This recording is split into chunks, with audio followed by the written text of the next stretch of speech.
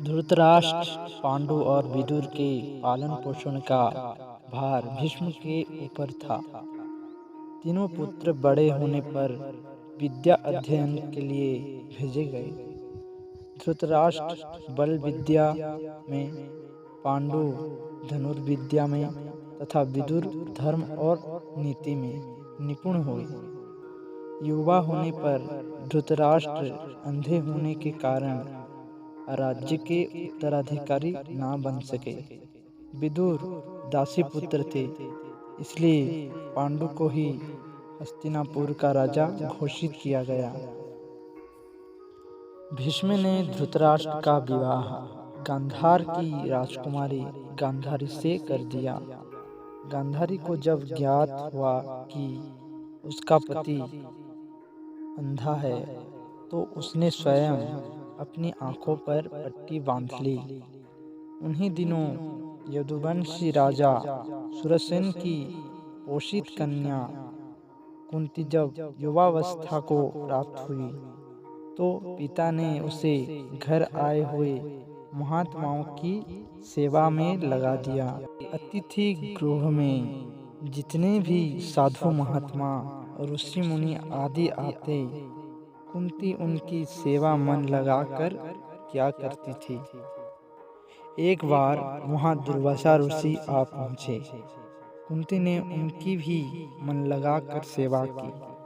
कुंती की सेवा से प्रसन्न होकर दुर्वासा ऋषि ने कहा, पुत्री, मैं तुम्हारी सेवा से अत्यंत प्रसन्न हूँ। अतः तुझे एक ऐसा मंत्र देता हूँ जिसके प्रयोग से तू जिस देवता का स्मरण करेगी, वह तत्काल तेरे समक्ष प्रकट होकर तेरी मनोकामना पूर्ण करेगा।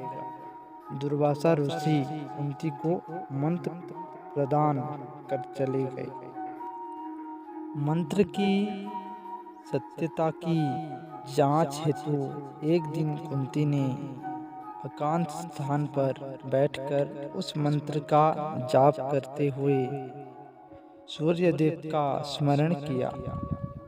उसी क्षण सूर्यदेव वहां प्रकट हुए और बोले, देवी, मुझे बताओ कि तुम मुझसे किस वस्तु की अभिलाषा करती हो।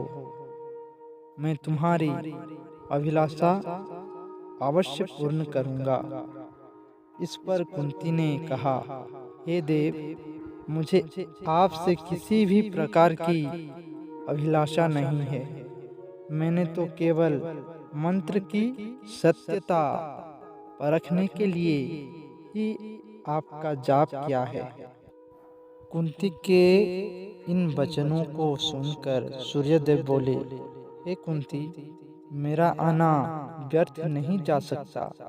मैं तुम्हें एक अत्यंत पराक्रमी तथा दानशील पुत्र प्रदान करता हूँ। इतना कहकर सूर्यदेव अंतर्ध्यान हो गए।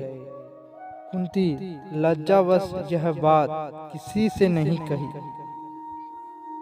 समय आने पर उसके गर्भ में कवच कुंडल धारण किए हुए एक पुत्र उत्पन्न हुआ। कुंती ने उसे एक मंजूषा में रखकर रात्रि बेला में गंगा में बहा दिया। वह बालक बहता हुआ उस स्थान पर पहुंचा जहां पर धृतराष्ट्र का सारथी अधिरथ अपने अश्वों को गंगा नदी में जल पिला रहा था। उसकी दृष्टि कवच कुंडल धारी शिशु पर पड़ी। अधिरथनी संतान था, इसलिए उसने बालक को अपने छाती से लगा लिया और घर ले जाकर अपनी पत्नी राधा को सौंप दिया। उन्होंने उस बालक को गोद ले लिया और उसका लालन पालन करने लगे। उस बालक के कान अति सुंदर थे। इसलिए उसका नाम कर्ण रखा गया।